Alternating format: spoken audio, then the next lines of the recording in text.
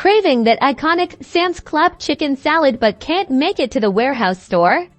Let's recreate that creamy, delicious perfection right in your own kitchen. First things first, let's gather our ingredients. You'll need about 2 cups of cooked, shredded chicken. This is your base, so feel free to use rotisserie chicken for maximum ease and flavor. Then, we're going to need half a cup of good quality mayonnaise. This is key for that signature creaminess for crunch and freshness.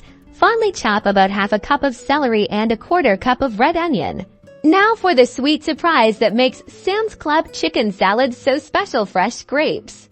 I'm using about 1 cup, and I like to have them, or even quarter them if they're larger, for a delightful pop of sweetness in every bite.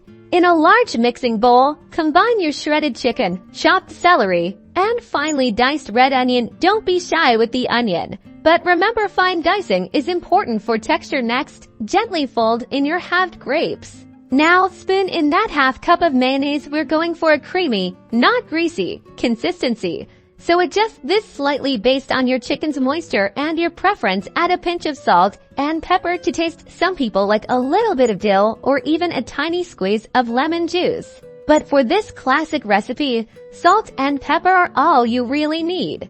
Gently mix everything together until all the ingredients are well coated with the mayonnaise and evenly distributed. You want to avoid overmixing, which can make the chicken mushy. We're aiming for distinct pieces of chicken and veggies. And there you have it, your very own Sam's Club style chicken salad.